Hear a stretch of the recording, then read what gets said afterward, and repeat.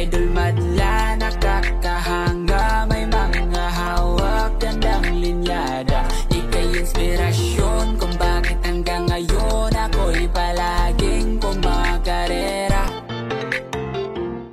Samahan nyo ako ngayong araw mga kalapatids para mag-check nitong flashlight natin. Check natin yung mga itlog ng mga binread ko na ibon. So ito, katulad nito. Check natin yung itlog niya kung may similya. Napakadali lang naman check. Yan, tatapat lang natin. Yan, kapag hindi clear, sabihin may similya. Yan. So okay itong dalawa. May similya. Ito, bago lang.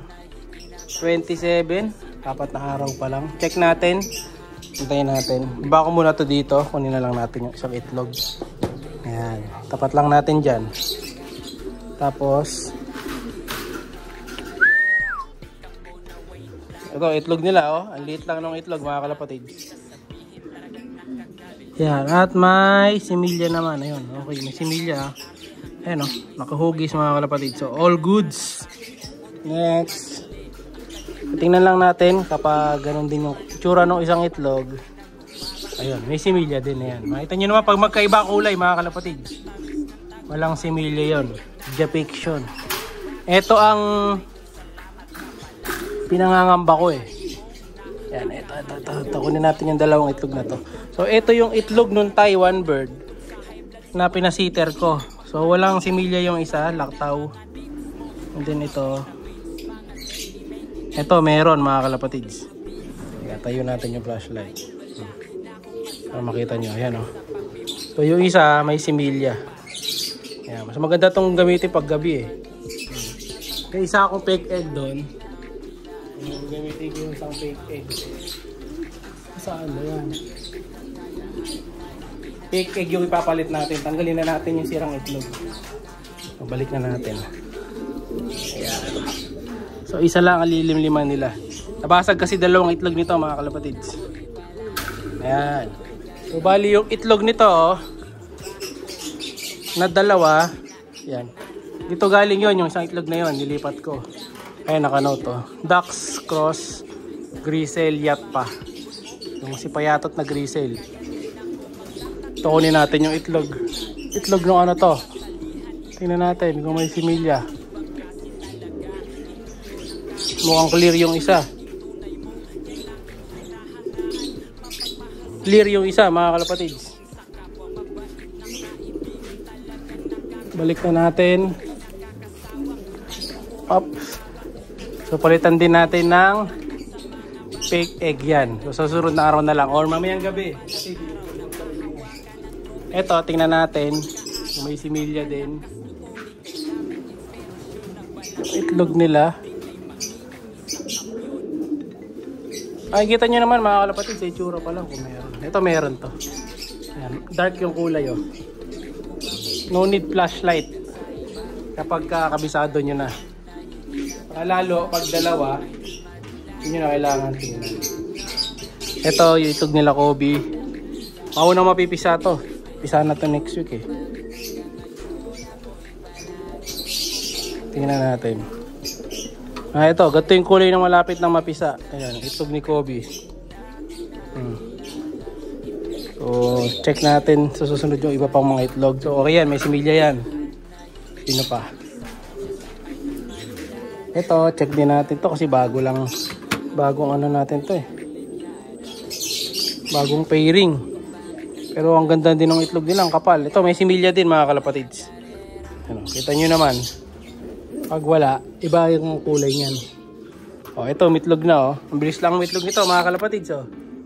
Yung Jansen, nirelax natin. Cross white, ayan, mitlog agad oh. Mabilis pa lang ang mitlog yung Jansen, nirelax. Di ko lang alam kung may similya yan.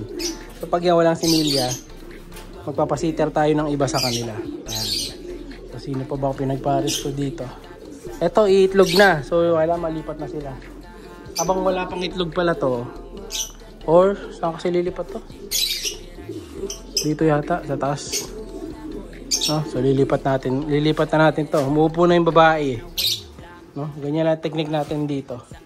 So, halos may similya na 50%. So, kadalasan ganun eh. Kaya yung iba, tinatanong nila bakit daw tinatapon yung itlog. So iba-iba kayo. Sabi ng iba kasi pag unang itlog maliliit daw.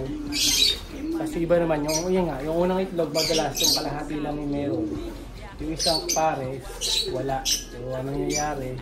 Isa lang ang napipisa. Yung iba ayaw nila ng ganun. Yung iba gusto kasi dalawa agad. Yung iba naman gusto isa para solong anak lang, no? So tayo gusto natin isa lang din, maganda rin yung isa. Mas gusto ko na yung isa lang mga kalapatid. Pero pangit yun kapag second egg, isa pa rin. No, sabihin nun, medyo mahina ng magsimilya yung barako. Ito, tingnan natin. Ito, meron din. Ito, ganda ng itlog nito.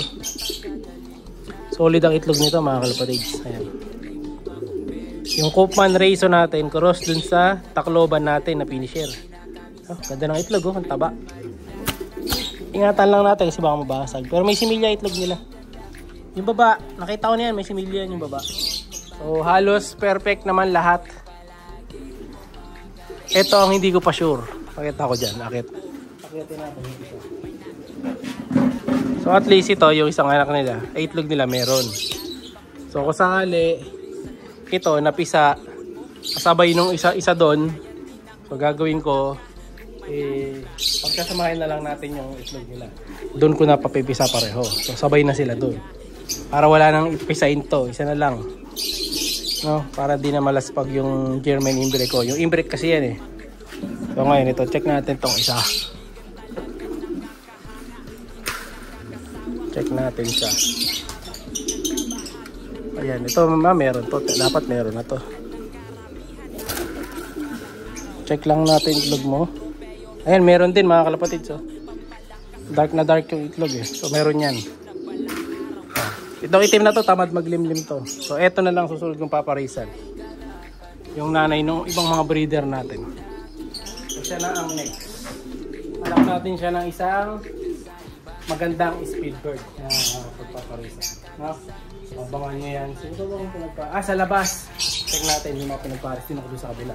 Ito mga kalapatid, nagdala na ako ng 2 pugad para dun sa 2 pares natin dito. Ito, kay Kobe Lelengs.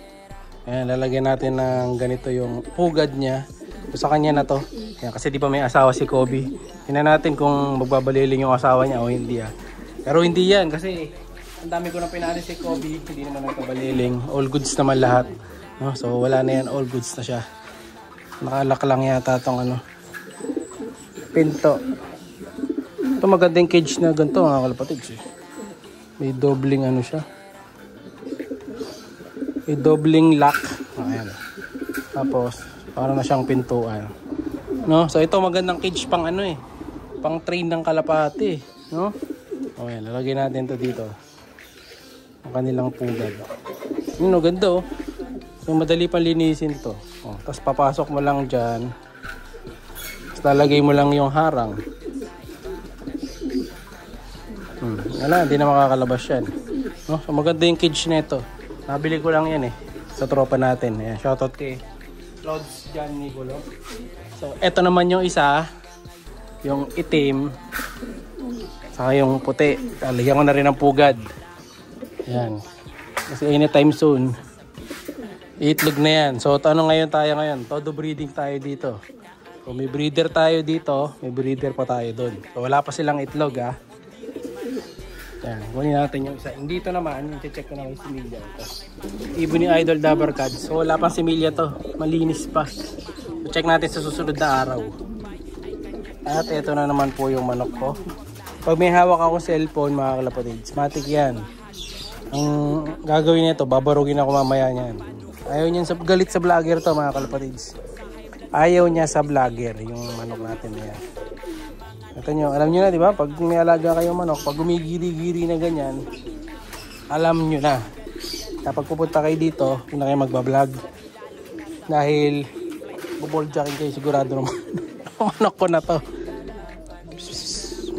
Pem Pem, tara. Pem Papahabol nyo kay Pem to mga kalapatids. Hindi tumigil yan. So, taas yung pag-bird ko pala mga kalapatid. Dahil November 1 na ngayon. Abangan nyo yan. Ay, November 2 na ngayon. Abangan nyo bukas. Popost natin yung lucky winner ng gift bird. So, yung isa sa pag-gift bird natin, ito, nandito yung isa. Ayun! So, ako na sa inyo papakita yung pinaka, tsura niyan, ha? Pag napakapili na ako, kaya mag-comment kayo parate. Siyempre. So, anytime soon, pipili ako. At bukas, sana is-upload natin by Monday. Ipopost natin mga kalapad sino ang nanalo ng gift bird natin for first week of November. Kaya comment na parate, like, share, subscribe. Ingat!